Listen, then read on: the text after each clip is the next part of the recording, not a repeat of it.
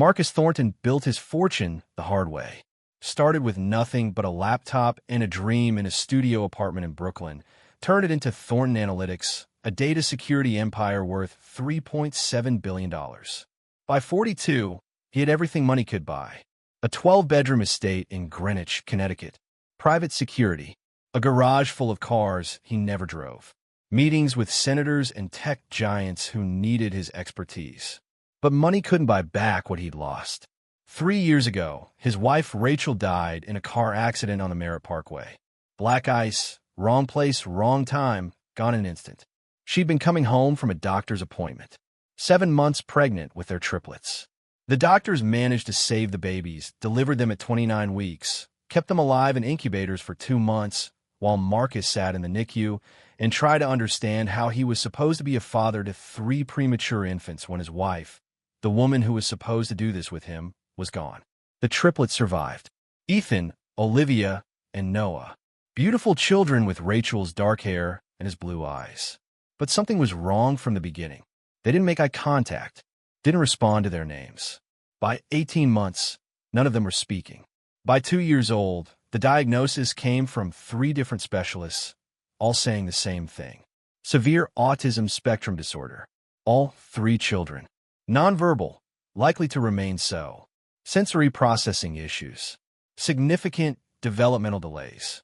Prognosis. They would need lifelong care, specialized therapy, structured environments. They might never be independent, might never speak, might never look their father in the eyes and let him know they understood he loved them. Marcus threw money at the problem. The best therapist money could hire. ABA therapy 5 days a week. Occupational therapy. Speech therapy. Sensory integration specialists who came to the house with weighted blankets and special swings and exercises that were supposed to help.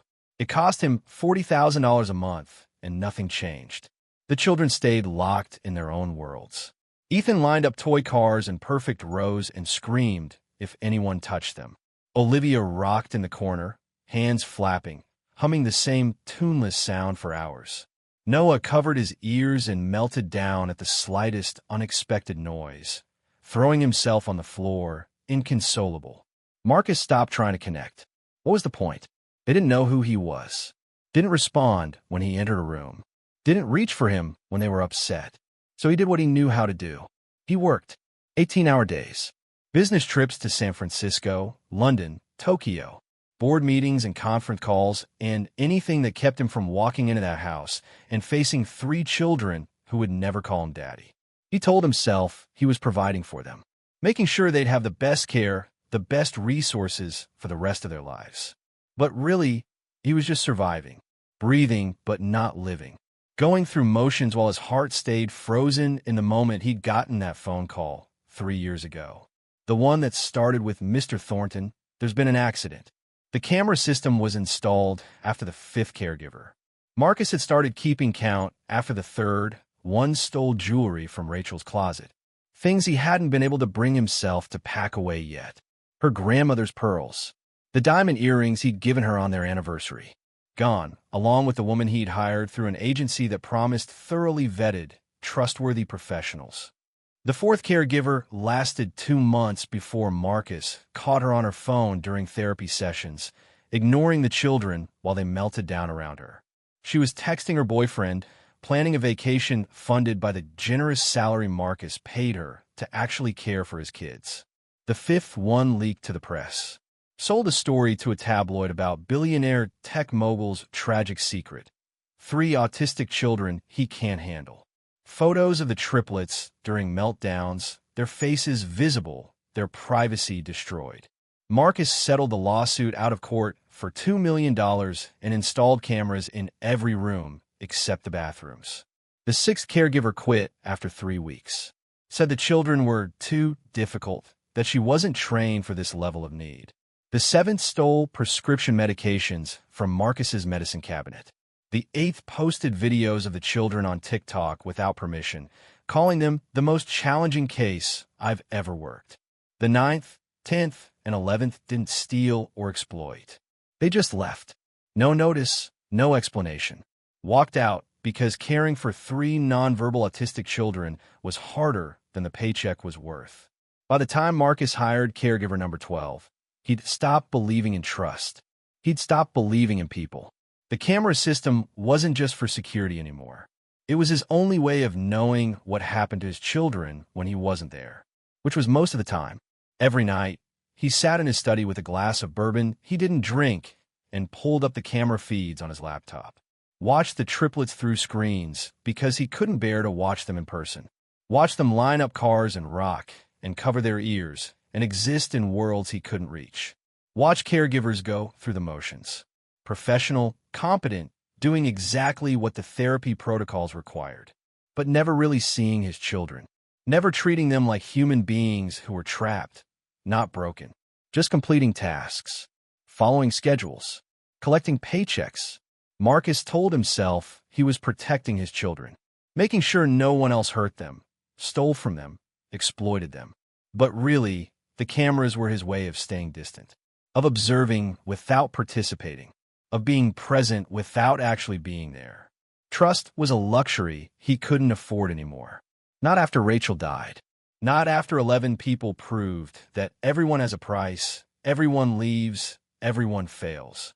Elena Martinez stood outside the Thornton estate at 7:30 on a Monday morning, staring at a house that could fit her entire apartment building inside it twice. She was 31 years old, raised in the Bronx by a single mother who cleaned office buildings at night, so Elena could go to college during the day. She'd gotten her degree in early childhood education, then watched her younger brother spiral into addiction and take their mother's savings with him. Watched her mother work herself into an early grave, trying to save a son who didn't want to be saved. Elena had been working 3 jobs for the past 4 years, cleaning houses during the day, waitressing Thursday through Saturday nights, studying for her master's degree in special education online whenever she could find the time, sending money to her abuela in Puerto Rico, saving what little was left.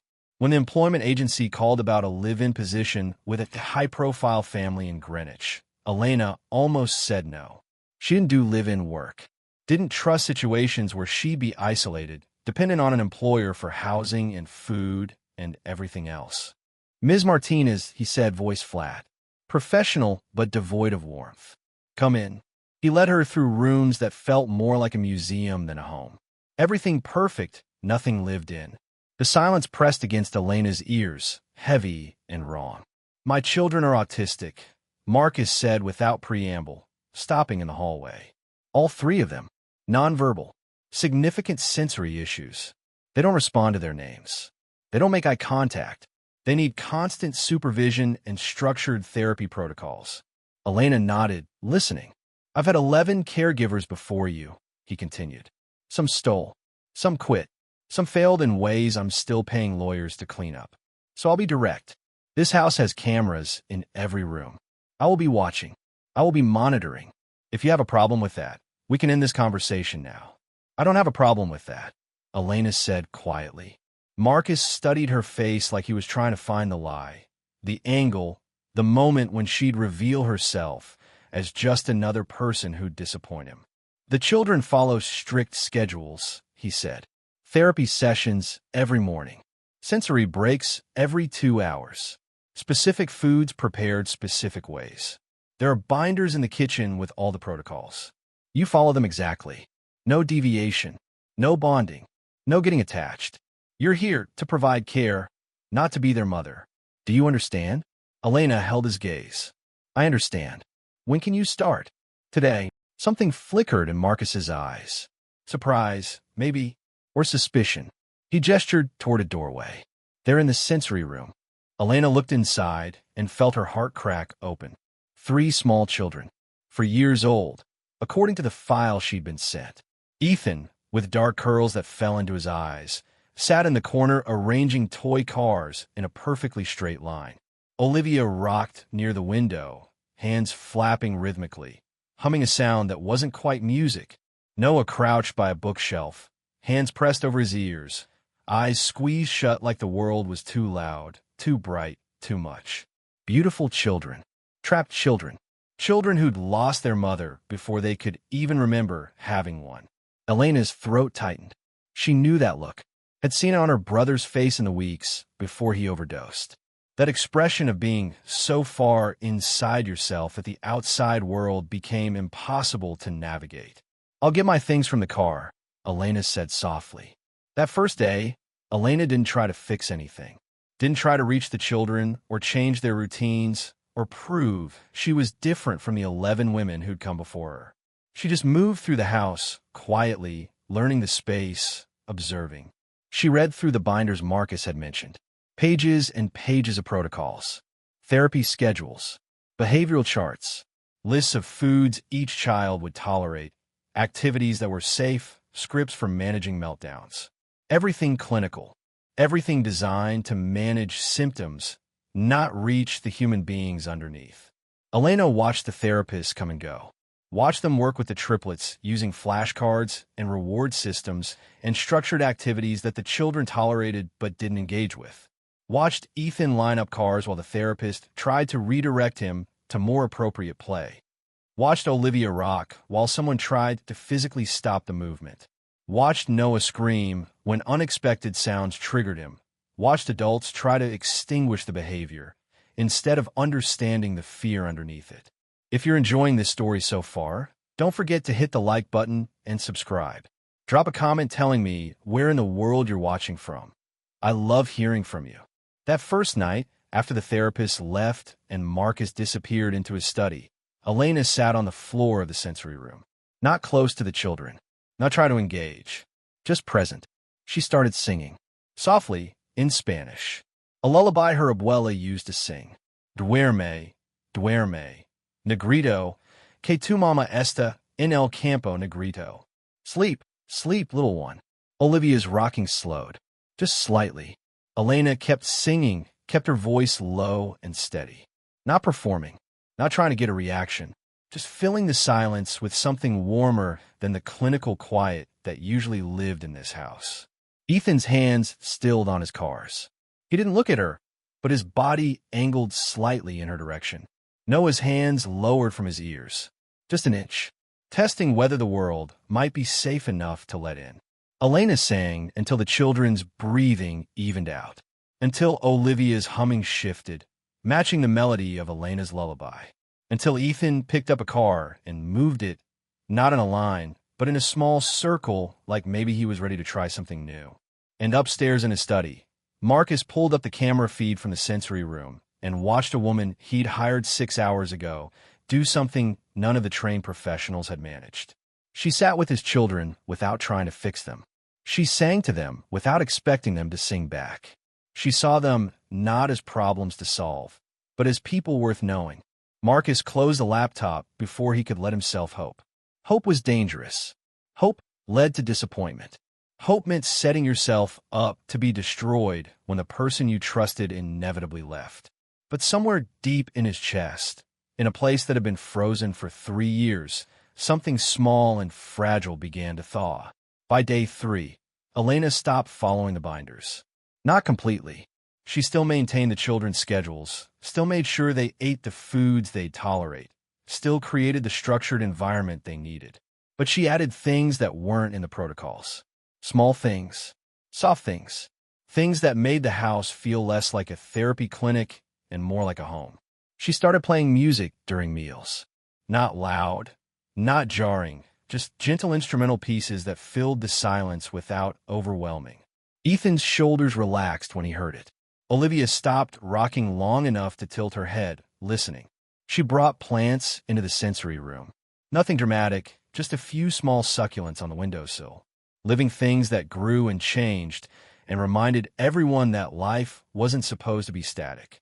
She stopped using the behavioral charts, the ones that tracked every meltdown, every undesirable behavior, every moment the children failed to meet neurotypical standards. Instead, she started noticing what made them happy, what made their eyes brighten, even if they couldn't say so. Ethan loved water. Not bath time, which he screamed through, but the sound of water running, the sight of it moving. So Elena started running the kitchen faucet while she worked, letting him stand nearby and watch. Started filling a large clear bowl with water and floating toy boats in it. Ethan would stand there for an hour, moving the boats carefully, studying how they displace the water, completely absorbed. Olivia loved textures, the feel of soft things against her skin. So Elena brought in fabric squares. Velvet, silk, fleece, corduroy. Lay them out where Olivia could find them. Watch the little girl's face transform when she touched the velvet, rubbing it between her fingers over and over, humming with something that sounded like joy. No, needed deep pressure, needed to feel grounded, safe, held together when the world felt like it was tearing him apart.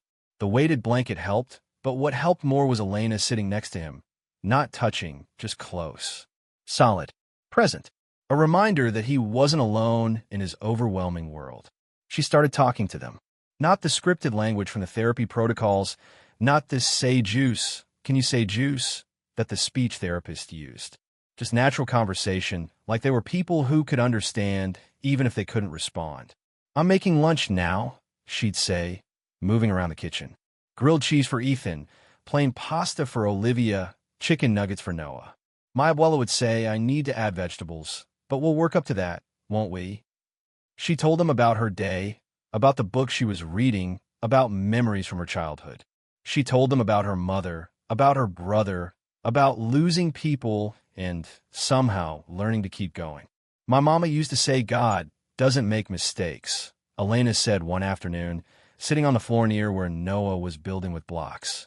Said every person is exactly who they're supposed to be. Took me a long time to believe that after everything that happened. But you three, you're not broken. You're not problems that need fixing. You're just you. And that's enough. Noah didn't respond. Didn't look at her.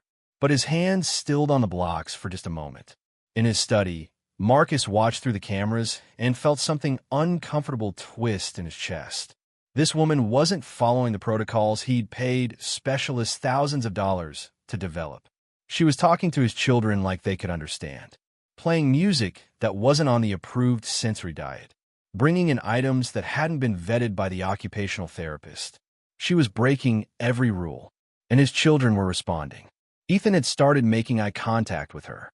Brief, fleeting moments where he'd look up from his water bowl and find her face before looking away again.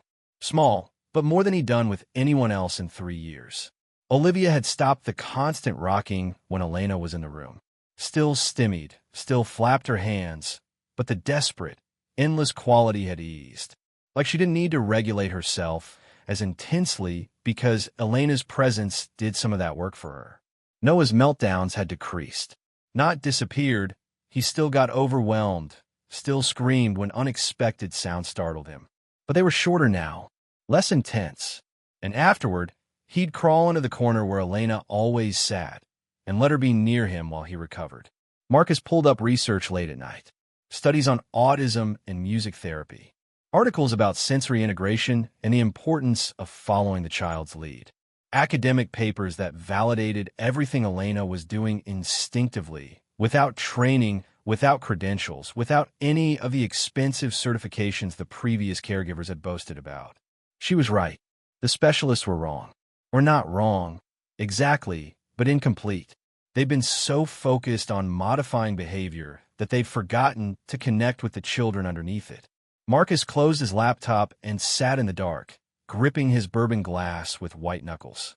This woman had been in his house for 2 weeks and had already done more for his children than 3 years of intensive therapy, which meant every choice he'd made as a father had been wrong. Which meant he'd wasted 3 years of his children's lives following protocols instead of following his heart. Which meant Rachel had died and left their babies with a man who didn't know how to love them the way they needed. The glass shattered in his hand. Blood dripped onto his desk. He stared at it numbly, feeling nothing. Feeling everything. Downstairs, through the baby monitor he'd placed in the sensory room, he heard Elena singing. That Spanish lullaby. The one his children had started humming along with when they thought no one was listening. Duerme, duerme, negrito. Sleep, sleep, little one. Marcus pressed his bleeding palm against his chest and wondered if it was possible to grieve someone who was still alive. To grieve the father he should have been, but wasn't. To grieve 3 years he could never get back. To grieve the connection with his children that might be permanently broken because he'd been too afraid, too shattered, too lost in his own grief to show up for theirs. By week 4, the changes were undeniable. Ethan started bringing Elena things. Not toys, not randomly. Specific items he thought she'd like. A smooth stone from a garden. A blue crayon. A picture he'd drawn, all circles and lines that didn't form anything recognizable, but that he'd made for her. He'd walk up to her, place the item in her hand, and walk away. No eye contact, no words. But communication. Connection. Choice. Olivia stopped humming static. Started humming Elena's songs. The Spanish Lullaby. A hymn Elena sang while folding laundry. Amazing Grace, soft and clear, in a voice that sounded like wind chimes. And one morning, while Elena was making breakfast, Olivia walked up behind her and wrapped her arms around Elena's leg. Held on, leaned in, sought comfort from another human being for the first time in her life. Elena had to grip the counter to keep from collapsing. Noah started using picture cards to communicate. The speech therapist had tried for months to get him to use them. He'd refused, screamed, thrown them across the room. But when Elena sat down with him one afternoon and said, "I bet it's hard when you want something and nobody understands," Noah had picked up the card for more and handed it to her. By week 6, he was using 12 different cards, telling her when he was hungry, tired, needed space, wanted music. Speaking in his own way. Being heard. Marcus watched it all through the cameras. Documented every moment. The first time Ethan looked directly at Elena and smiled. The first time Olivia said, "Inna," trying to pronounce Elena's name. The first time Noah handed Elena the card that said, "Hug," and let her hold him for 3 full seconds before pulling away. He pulled up medical journals, autism research, articles about attachment and connection and the neurological impact of feeling safe. Everything confirmed what he was seeing. His children were thriving. Not cured. Autism wasn't something to cure, but thriving, growing, emerging from the protective shells they'd built around themselves because someone finally made them feel safe enough to try. Marcus started coming home earlier. 4 o'clock, then 3, then noon, making excuses about calls he could take from home, meetings he could do remotely. But really, he just wanted to be there. Wanted to see his children come alive in real time, not through a screen.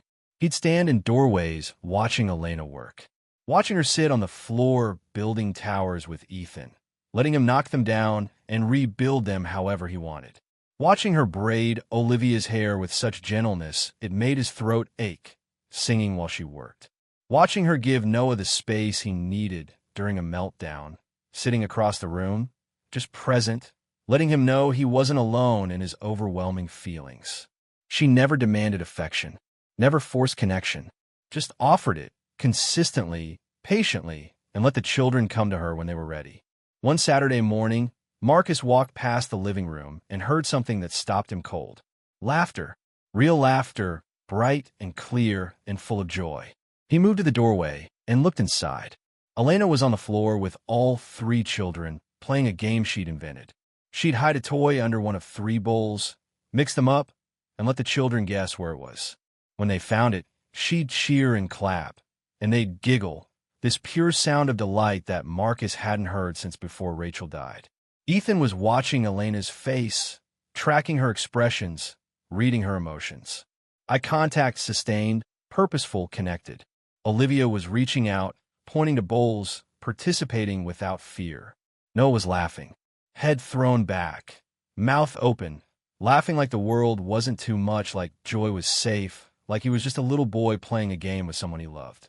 Marcus's hand flew to his mouth. His vision blurred. Elena noticed him. Their eyes met across the room. She smiled, not with triumph, not with pride, with understanding, like she knew exactly what he was feeling and wanted him to know it was okay to feel it. "Papa," Olivia said. Marcus forgot how to breathe. Olivia was looking right at him. Had said his name. First word in 4 years. First acknowledgement that she knew who he was, that he existed in her world as someone worth naming. "Papa, come play," she said, voice small but clear. Marcus couldn't move, couldn't think. His daughter had just spoken to him. His nonverbal daughter, who specialists said would likely never use functional language, had just formed a complete sentence and invited him into her world. Elena held out her hand toward him. "Come on," she said gently. Join us. He stumbled forward on legs that didn't feel like his own, sat down on the floor in his $1,000 suit, tears streaming down his face that he couldn't wipe away fast enough. Ethan crawled over and placed a car in Marcus's hand, offering, sharing, choosing to include his father in his world.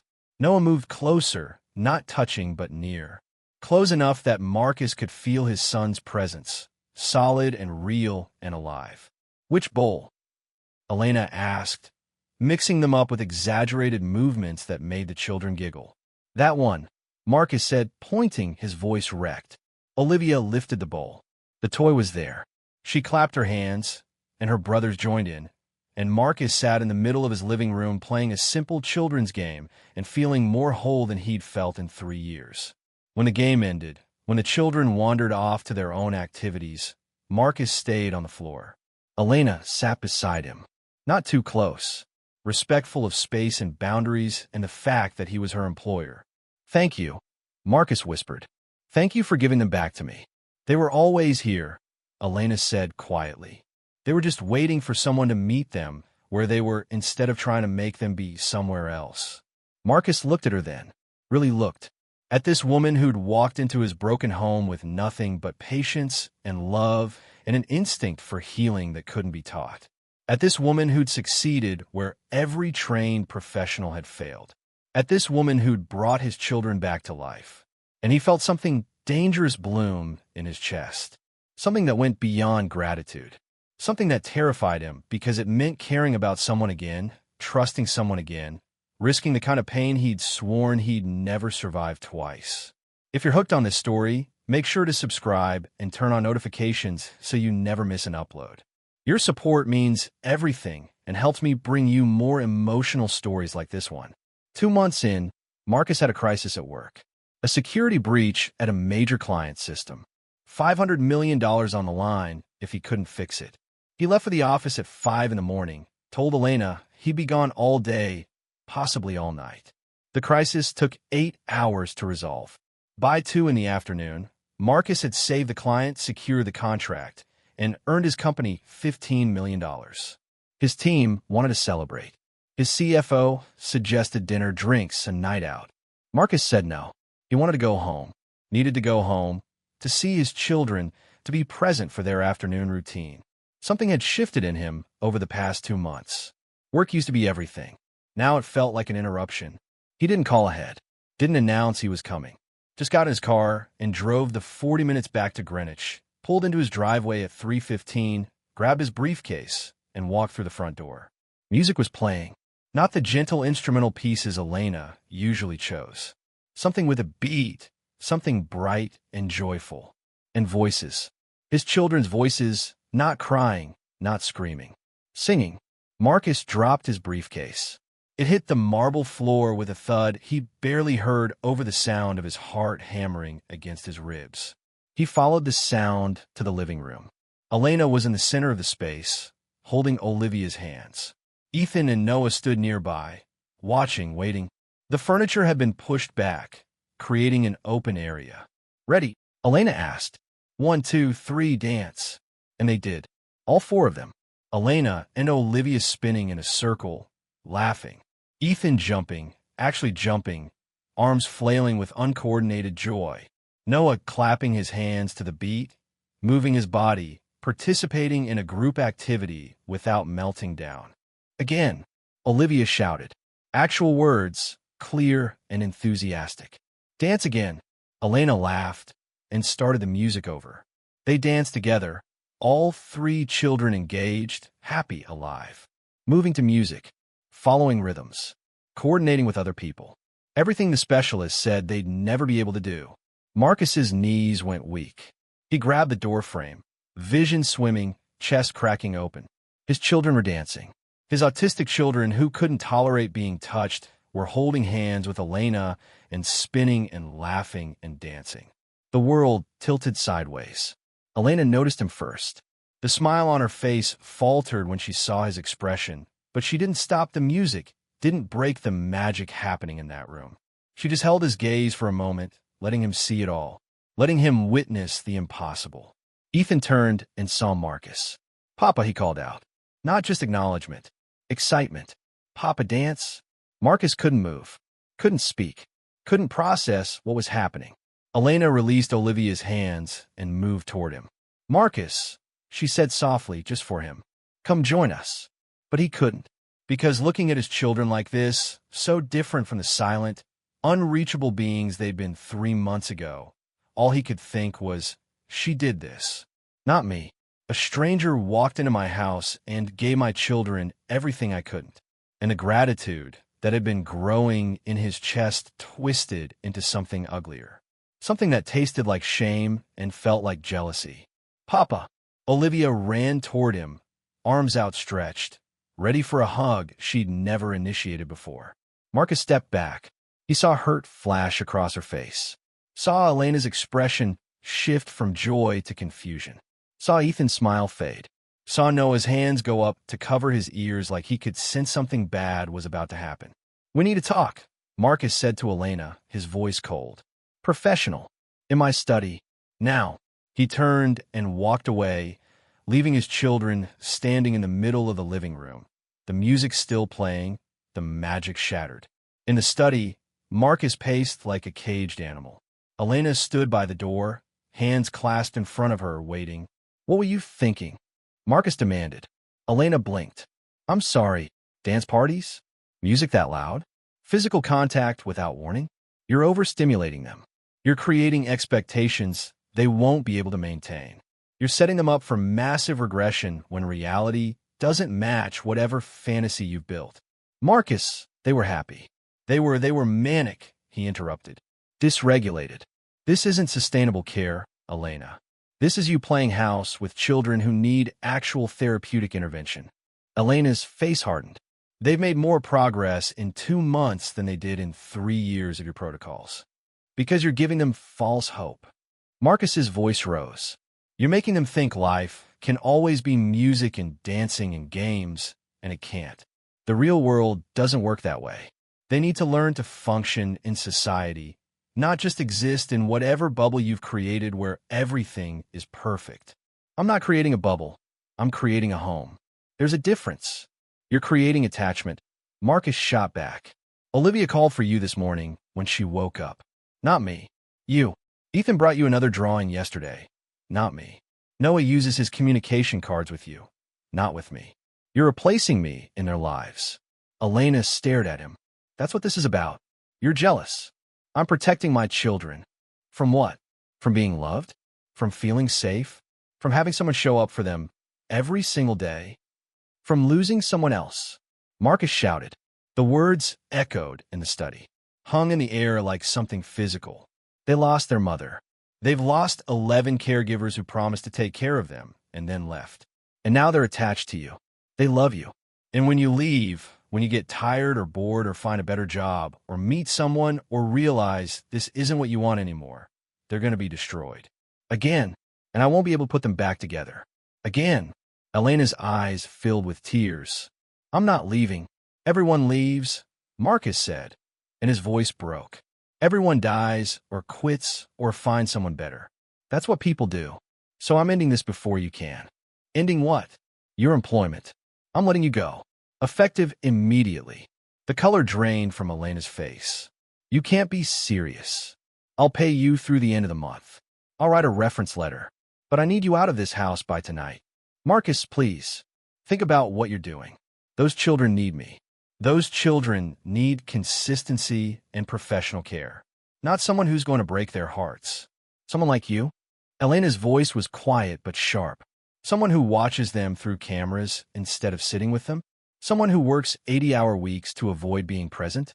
Someone who's so terrified of losing control that he can't let himself love his own children. Marcus flinched like she'd struck him. Get out. Fine. Elena turned toward the door, then stopped. But you should know something. Ethan drew you a picture yesterday of the 4 of us holding hands.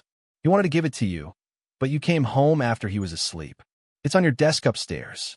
And Olivia practiced saying Papa for an hour because she wanted to surprise you. And Noah picked out a card yesterday that said, I love you, and pointed to your photo.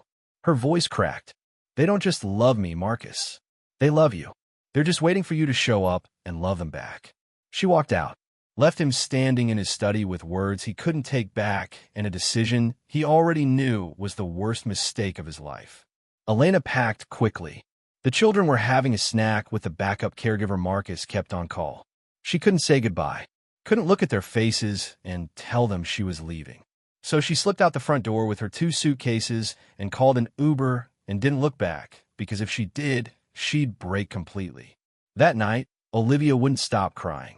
She wandered through the house, calling for Elena, checking rooms, looking under furniture like maybe Elena was hiding. When Marcus tried to comfort her, she pushed him away, screamed when he touched her.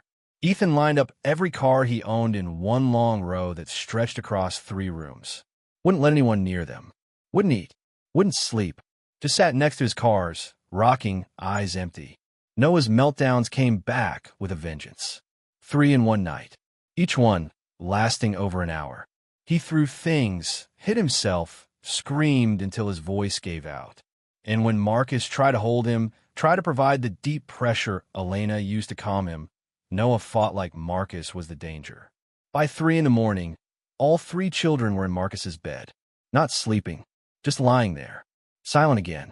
Shut down again. Gone again. And Marcus understood with crushing clarity that he hadn't protected them from heartbreak. He caused it. He destroyed the one good thing that had happened to them since Rachel died because he was too broken, too scared, too selfish to let himself believe in healing. He pulled out his phone and opened the camera app, scrolled to footage from earlier that day, watched his children dance with Elena, watched them laugh and move in life, watched the moment he'd step back when Olivia tried to hug him, watched the exact second joy turn to confusion on her face. Watched himself destroy everything because facing his own inadequacy hurt too much. Marcus closed his phone, looked at his 3 children lying motionless in his bed, and made a decision that should have been obvious from the beginning. He had to fix this, had to humble himself completely, beg if necessary, do whatever it took to bring Elena back. Not for him, for them, for the 3 children who'd already lost one parent and couldn't survive losing another. At 6 in the morning, Marcus was standing outside Elena's apartment building in the Bronx. 3rd floor walk-up in a neighborhood where his Range Rover stood out like a spaceship. He climbed the stairs, found her door, and knocked. A woman in her 60s answered. Elena's abuela, he assumed. She looked him up and down with eyes that saw everything and forgave nothing. "You the one who fired my granddaughter?" she asked in accented English. "Yes, ma'am." "Then you can leave." She started to close the door. Marcus put his hand out. "Please, I need to talk to her. I need to apologize." Too late for apologies. You broke her heart. Broke those babies' hearts. Now you live with it. I know I don't deserve another chance. But my children, they need her. They're falling apart without her. Please. Abuela's expression softened, just slightly. "Elena," she called over her shoulder. "Man here to see you." Elena appeared in the doorway. Eyes red and swollen, hair pulled back, beautiful even in her pain. When she saw Marcus, something shuddered in her face. "What do you want?" "To apologize. To beg you to come back. To tell you I was wrong about everything." "You were more than wrong, Marcus. You were cruel. You took something beautiful and destroyed it because you were scared. I know. You let your children bond with me, and then you rip me away from them. Do you understand what that does to a child? To a child who's already lost so much." "I do now." His voice broke. "Elena, I'm not here as your employer. I'm here as a father who's failing his children. As a man who's too broken to know how to love people right. I'm here as someone who needs help and doesn't deserve to get it." Elena's jaw tightened. "Go home, Marcus." "They won't eat. Won't sleep. Olivia's been crying for 12 hours straight. Ethan's completely shut down again. Noah's had 6 meltdowns since yesterday afternoon. The backup caregiver can't handle them. No one can handle them except you. That's not my problem anymore. I know. But Elena, please. I'm not asking you to forgive me. I'm asking you to give my children one more chance. They didn't do this. I did. And they're the ones suffering." Elena's eyes filled with tears. "You don't get to do this. You don't get to fire me and then show up at my door using your children as weapons to manipulate me into coming back. You're right. I'm sorry. Marcus ran his hands through his hair. I watched the footage from yesterday. After I came home, I watched myself step back when Olivia tried to hug me. Watched her face when I rejected her. And I finally understood what Rachel used to tell me. Elena waited. She said I was so afraid of failing that I never tried. That I protected myself from disappointment by not hoping for anything. And she was right. I've been so terrified of losing people that I never let myself have them in the first place. I didn't just fail my children these past 3 years. I abandoned them emotionally because actually showing up, actually being present, meant risking the kind of pain I felt when Rachel died. His voice cracked. But you showed up. Every single day. You loved them without protection. You risked your heart, even though you knew how this could end. And you did what I couldn't because you're braver than me. Stronger than me. Better than me. Stop, Elena whispered. It's true. You're everything I should be, and I'm so far from deserving you. But Elena, those 3 children deserve you. They chose you. And if you can't come back for me, if you can't forgive what I did, I understand. But please, please come back for them. Silence stretched between them.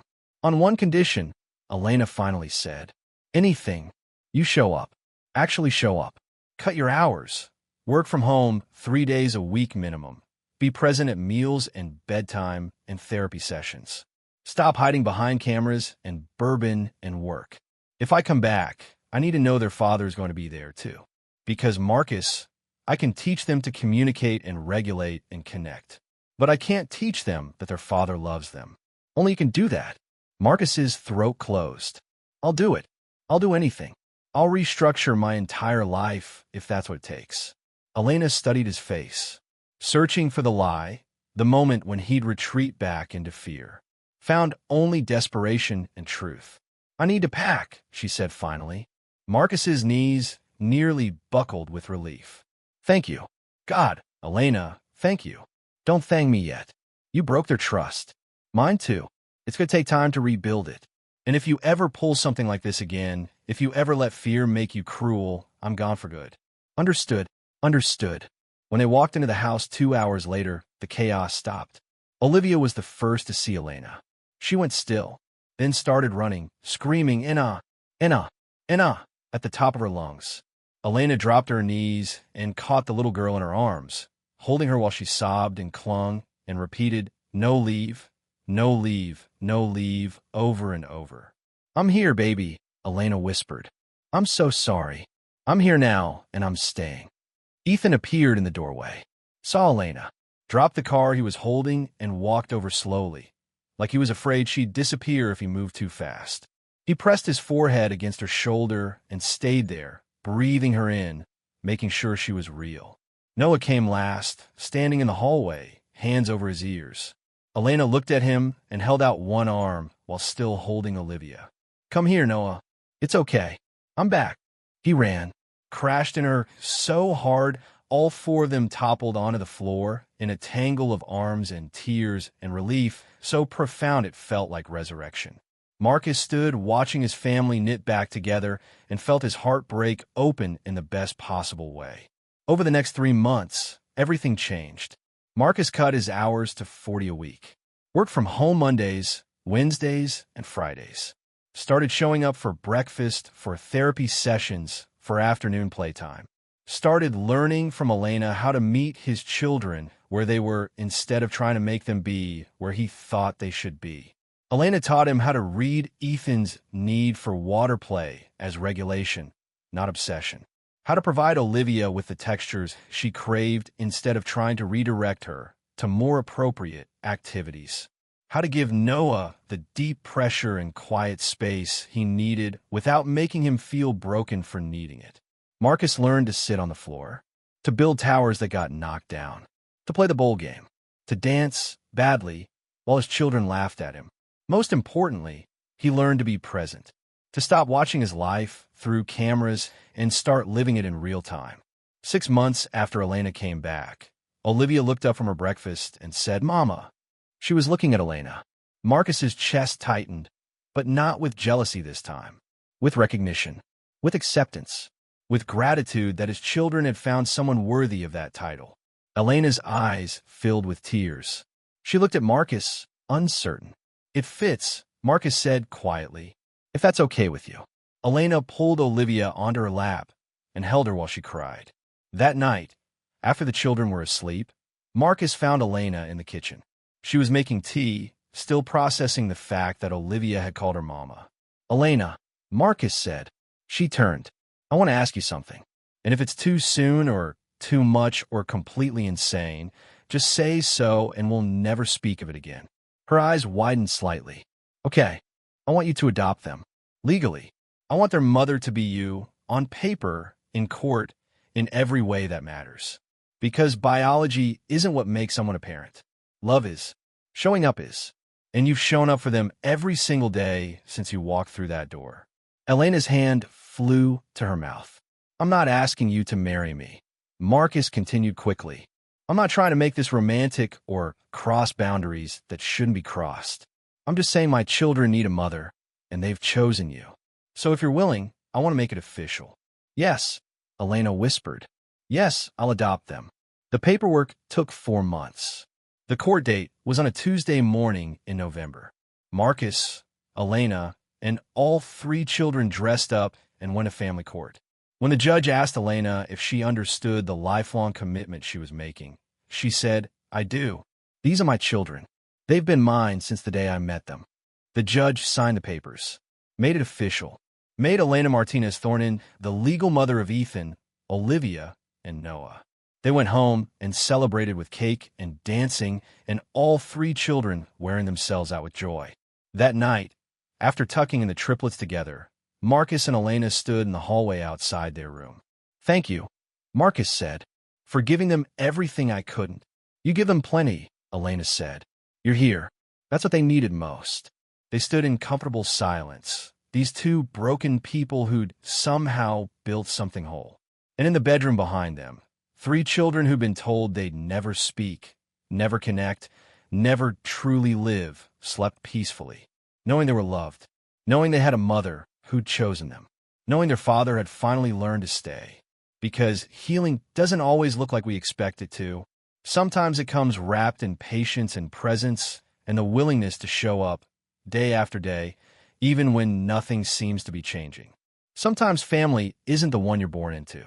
It's the one that finds you in your darkest hour and says, you're home now, and we're never letting you go. Thank you so much for watching until the end.